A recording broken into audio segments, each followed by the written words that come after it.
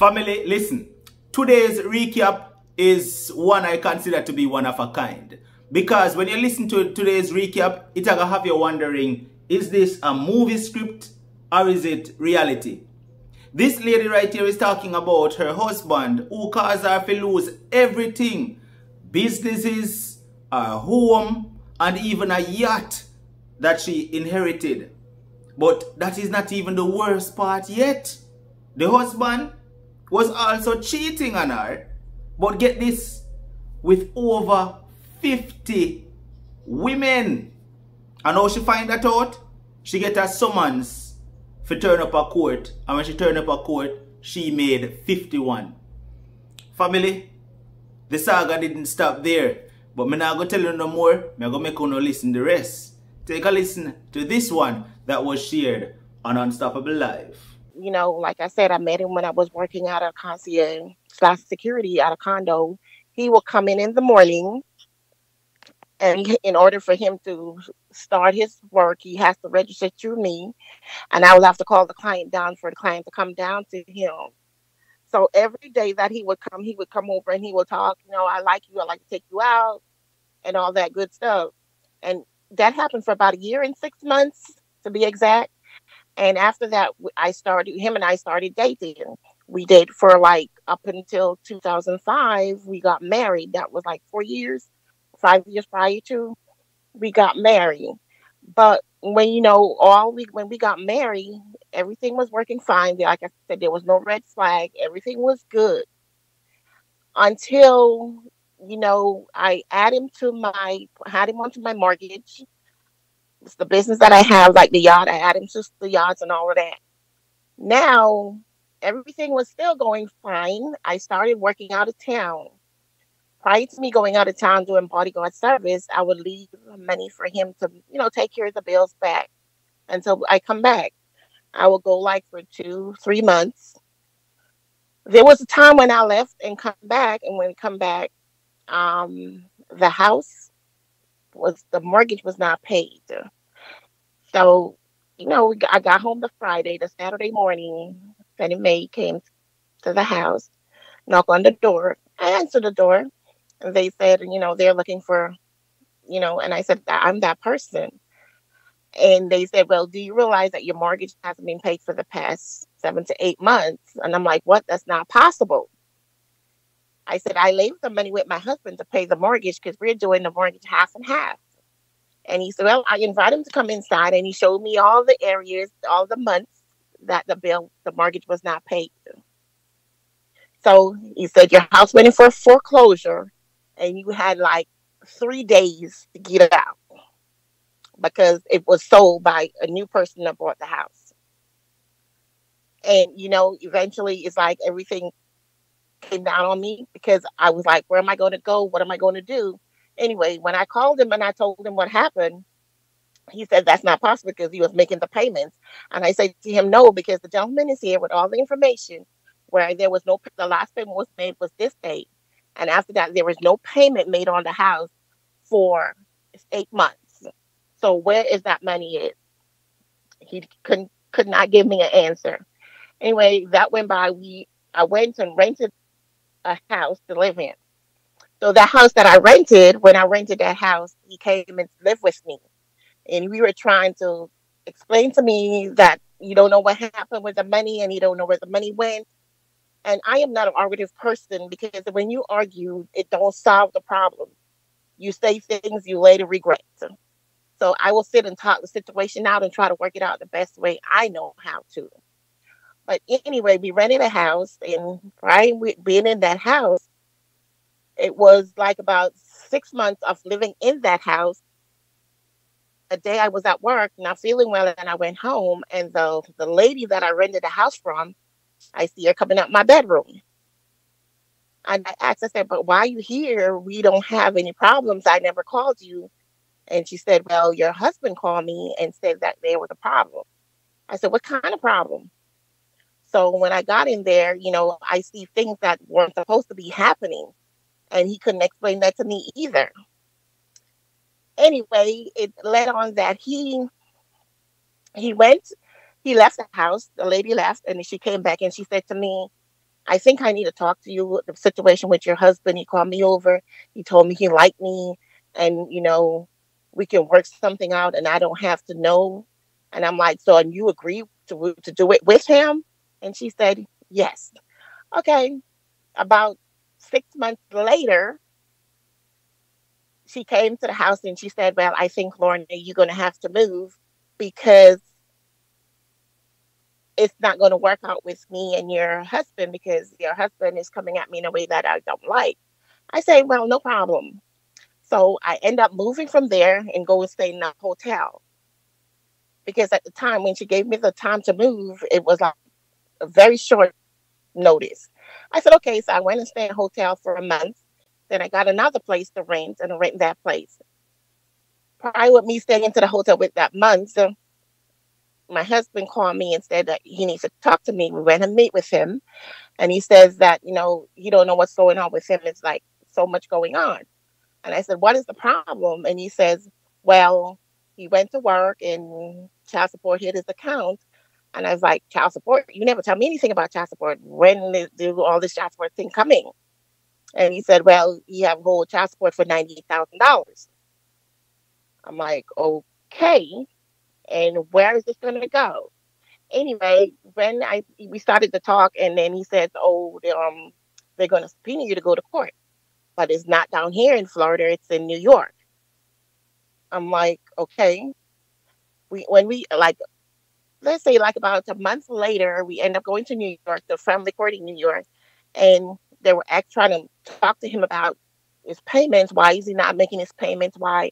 And he was telling them he don't work, and I'm telling him that he do work, but every time he says that child support hit his account, he don't want to work because they take up too much money. So the judge ordered me to pay child support for a year until he was able to get a stable job to make those payments. So every month they were taking $641 out of my account. And when we came back to Florida, I have a 60-foot yacht that I inherited. So I said, okay, I'm going to remodel it and use it to make money so it will be able to pay the child support. I did all of that, and we end up going and borrowing money on the yacht and not paying it back. So I end up losing the yacht. And when I went over there and there was somebody new on it, and I asked them, I said, this is my boat. He says, no longer, because the bank had sold it to them. And if I wanted, I would have to purchase it back from them, which that money that they were asking for, I didn't have. When I called my husband and told him, he said it'll be there in an hour. That hour became 6 hours. When I called him back, he said, well, I have a problem. My car flat tire was flat. And the whole story went on. I let it be. I went back home. And I said to him, I said, how do you expect to make a life when you keep taking things and using as collaterals and you're not making the money back to pay for these things? It makes no sense. And we're going to always be down in the hole. Mm-hmm. Okay. He said all of that. We sit and we talked a whole long conversation. The other day, another mail came in where he did it with the other businesses. All the other businesses that I have was all gone. There was nothing left. Okay. Everything was gone Okay. because that's what he did. Let me ask a question for a minute. So you added his name to your businesses. How many businesses were these? It was 7. So you had 7 businesses, and they were all your business. It wasn't between you and him. They were all yours, started from the ground. Yes. And you added him to these businesses, and he caused you to lose every single business? Every last one. Wow. So he caused you to lose your home. He caused you to lose your yacht, which you inherited, and Mm-hmm. 7 businesses. Yes. Okay, so when you got married to him, right? Mm-hmm. When you met him, what did he have? What did he have to bring to the table? Nothing. So you basically picked him up with nothing and gave him everything. Yes, because when I met him, when for the 6 months after he pursued me for so long, I said, my mom says, give him a chance and see where he's at. And he, like I said, we went and we sat and we talked. And he seems fairly genuine. No red flags. Nothing like that was in the air. Nothing at all. With the yacht, we talk about it, and he said he will try to get the money back to, which he never did. Anyway, from there forward on, we move forward. And he said he's going to try to do better. He's going to try to make everything work because he really don't want to lose the marriage. And I said, right about now, I'm almost out the door because all the businesses that I have is totally gone. I have nothing left. I said, from the smallest to the biggest is all gone. I said, the last thing I have to hold on to is the tractor trailer, which is the 18-wheeler. And I am assuming you borrow money in that too. And he just gave me a quick, uh, like a plastic smile. And he said, you know what? I'll talk to you later. And I said, okay, cool. All right. So it come around to his birthday, and his birthday was like, there was a private call coming in on my cell phone. And every time I answered, the person would not say anything. So then I said, if you're calling somebody's phone and you're calling private not saying anything, that's kind of rude. And then she hung up and called back. At least at the time I didn't know it was a she. But then when she called back, I know it was a she. And she says, I noticed that you have my boyfriend, your numbers in my boyfriend's phone a lot of time. And I said, who's your boyfriend? And she says, and I said, okay, did you ask, when you see him, ask him, who am I? And she said, no, woman to woman, we're talking. So, and I said, I thought I was his wife. And she said, well, him and I have been dating for 6 months. And he met my mom. He met my two kids. He sleeps every Wednesday night. He's at my house. So she said, so how is your husband? And every Wednesday night he's at my house. I said, well, every Wednesday he told me he works in Kendall. And because the ride is so long from Hollywood to where he's at, he just stayed down there in a hotel. She said, no, he's at my house. He got a key to my house and everything. So she decided she going to take it upon herself and go through his phone and take all the numbers out on his phone and call every female that's in his phone, which she did. She called one particular female, and when she called that female called me and she said, you're married to that person? I said, yes. I said, why? And she said, well, him and I have been going together since 2004. That was before even we got married, Wow. because we got married 2005. So the mother of his three kids, it's one mother or it's multiple women for his three kids? The mother of his kids is two the separate mother. Okay, two separate mothers for three kids. Yes. Were they still in the picture or? Yes, they were still in the picture.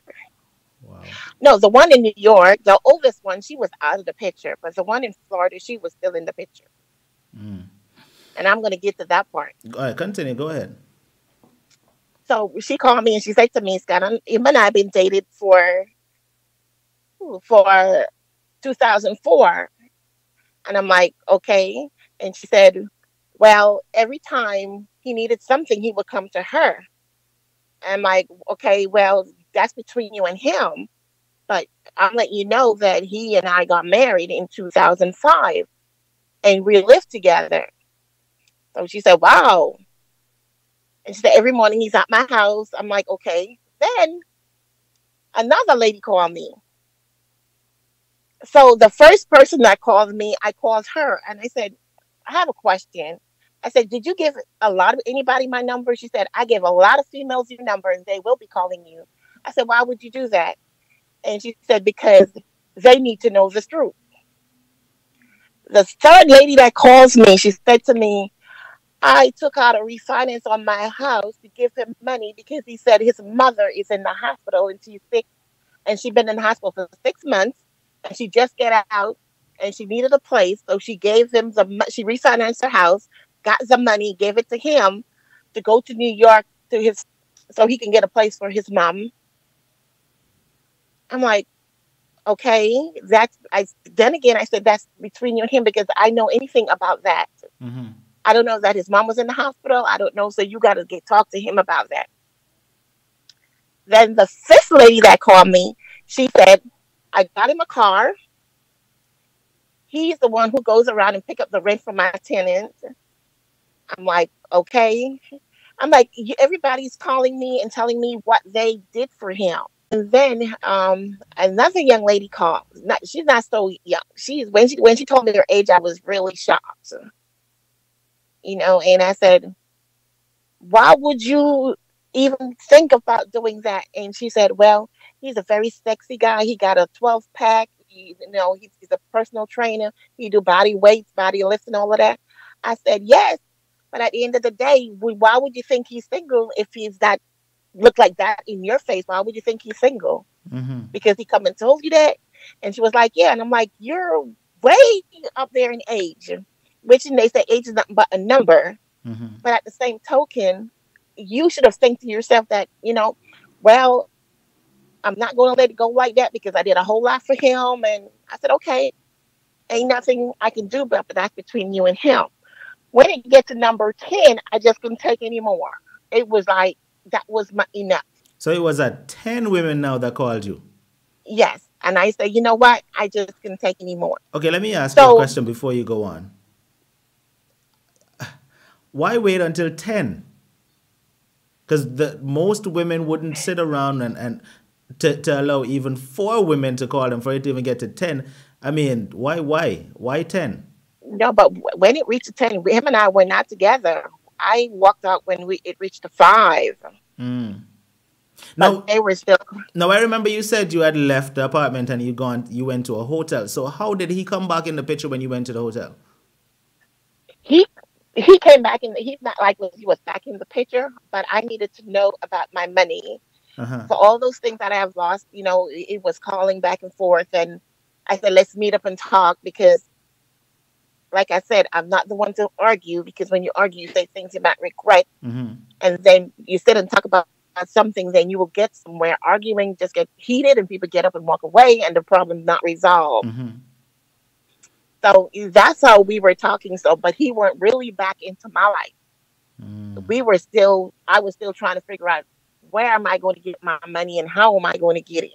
Because it's a whole lot of money. Right. Yeah, because that is a lot for you to lose all your businesses, your home, your yacht. That's a lot to lose because of one person. It came down to the point where it was a night I ended up sleeping on the street because I had nowhere to go and my money was gone.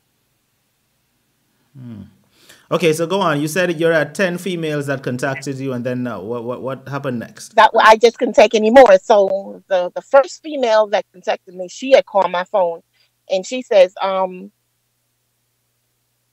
gonna let all the females. I'm gonna have all the females call him. I say that's between you and him. I have nothing to do with him. So whatever you guys want to do, that's on you. It was like about 3 months later. I got a summons in my mail saying that I need to go to court. When we went to court, the judge called 2 cases first, and then his case was the third one. The third case, that when the judge called the case number, 50 females stood up. 50, I make 51. So the judge said we need to sit back down. Everybody needs to take a seat. So everybody sit back down. So we told the bailiff to call the number again, and everybody stood up. What happened after that, I don't know because I passed out. When I got up, I got up in the hospital. When I come around to, I was in the hospital. My blood pressure went up, borderline strokes. They didn't let me out. I was spent like 9 days in the hospital. And when I came out of the hospital, I went and stayed with a friend, and the friend said, your husband trying to get a hold of you. I said, I don't want to see him. I don't want nothing to do with him at this point in time. I don't even want to know where I'm staying at now. And when I went and checked my mail where I was staying at, there's another thing to go back to court. But this time, the judge do it in portions. So every portion that he did it in was like, I think it's like 6 different days to go to court. And I have to be at all 6. Then the judge when he do it, he called each individual female and asked them, how did you get involved with this young man? And they said, well, he was my trainer. He told me he's not with anybody. He's single. and he needs some help.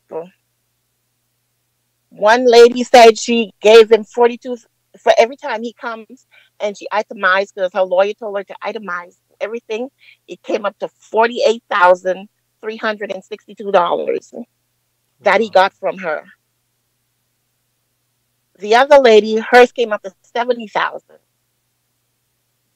The one that she refinanced her house, her thing came up to 40,000. So all of those females that were he were getting money from them. What he did with the money, I don't know. So all these females were the ones who took him to court. So it wasn't even you that took him to court, No, it wasn't even but me. There was you got a summons to attend the court date. yes.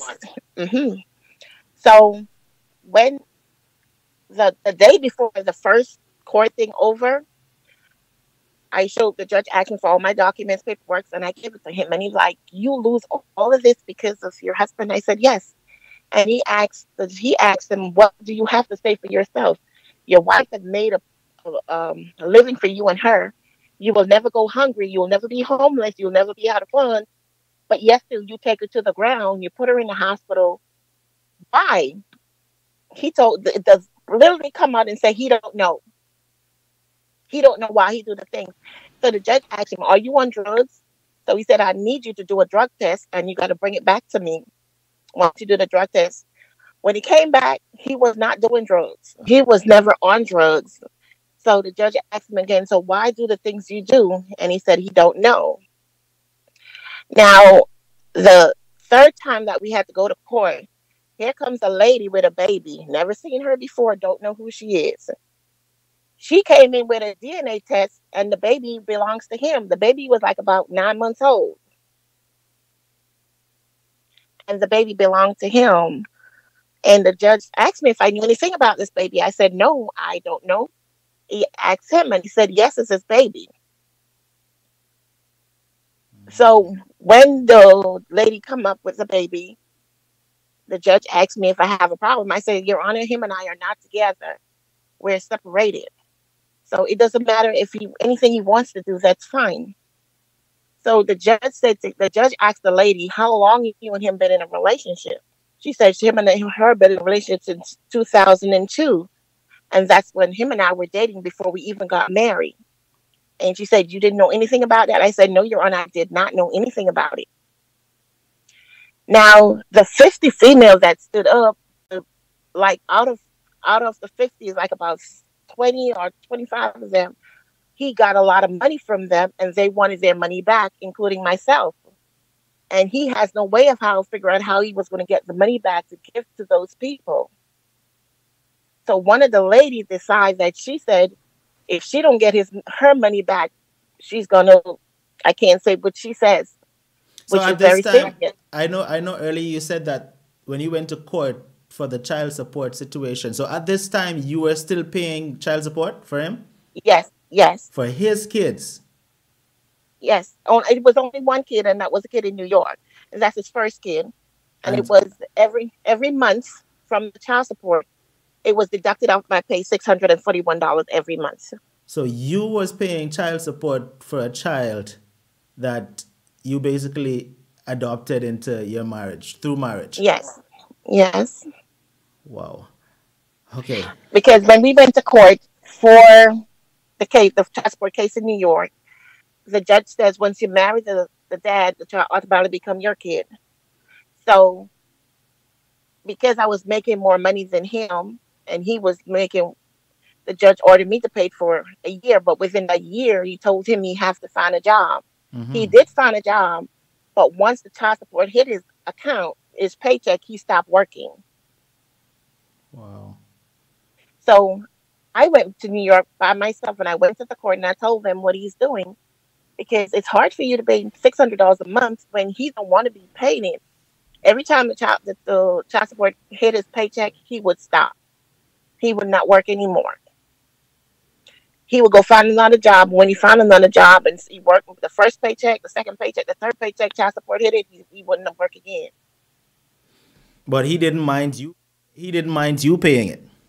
He didn't mind not paying it. But then when I went to New York and tell the judge what he's doing, I said I'm going to stop because I can't continue paying $641 for a $98,000 child support, which was probably over 10 years. Wow. That was a whole lot of money coming out of my pocket. So from there on, when all the females from the court, all that said and done, I said to him, when I see him, I said to him, how you expect to live your life the way you're living when you owe so much people money? Well, how are you going to be able to pay people back? He went to New York and he started doing car wash at a car wash place. And he ended up borrowing some money from some people. Now, he borrowed the money and he left New York and came back to Florida. When time was for him to pay the money back, they couldn't find him. So these people went after his mother. When they went after the mom at the mom's house, they went in, they hold her up, everything, and they were saying, I'm looking for your son because he owes X amount of money. And they were about to take her out this world. She had to do whatever means necessary was able to pay these people back to save her life. I started my accident. How old was this person? At the time, he was in his 40s. So when you it see happened, he was in his 40s. You see it for all the persons who was here thinking, oh, he had to be way younger than she is and all of that. You see, it's actually a man, it's not a child. And somebody in them 20s or nothing like that. So no. Continue. So I saw him and I said, these people I went after your mom and now your mom is in a serious situation in paying back this money. What are you going to do to get your mom out of the situation? He said he don't know. Okay. He went and he had one of his daughter had a medical situation. It's like she was maturing before her time. So she had to be getting treatments. When he took her to the doctor, the nurse that take care of his daughter, he started talking to the nurse. And he ended up borrowing money from her. Whatever money he borrowed from her, she told him that she would have to get the money back. He never did. He disappeared. He ended up running to another lady. And this lady, she works at the correctional officer.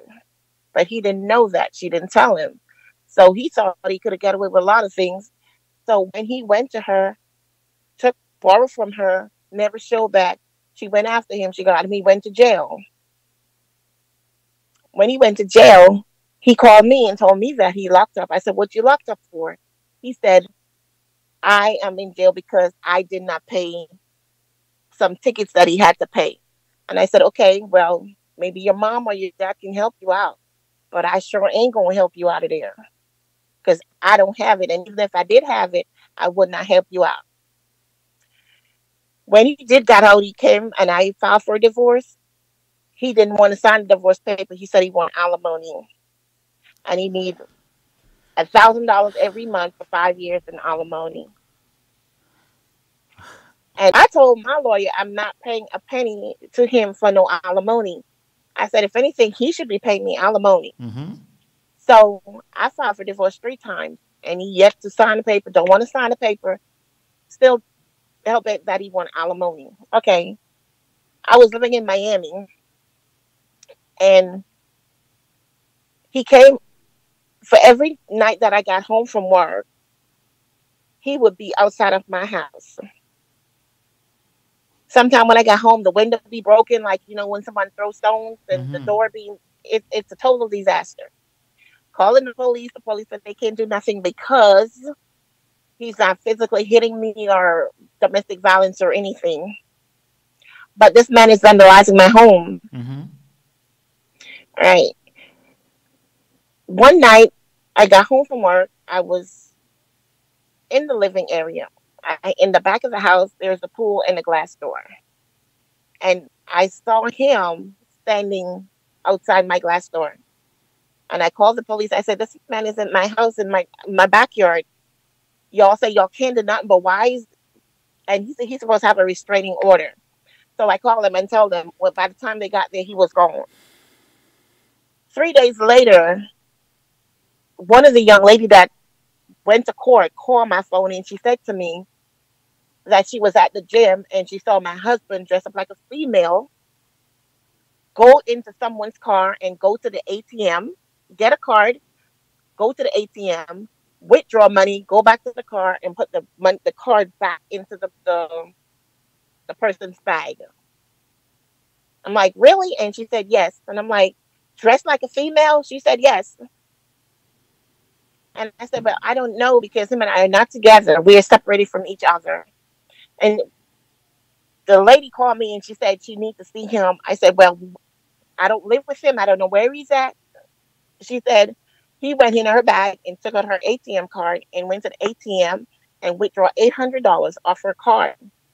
And she said, no, maybe the reason why he got $800 is because that's the max. You after the $800, you can't get no more for that day until the next day. So I said to her, well, you need to call the police because they have cameras there that see those things. So you need to call the police for that, because I don't know where he's at and I don't see him. But all that said and done, I think it was the December of 2011.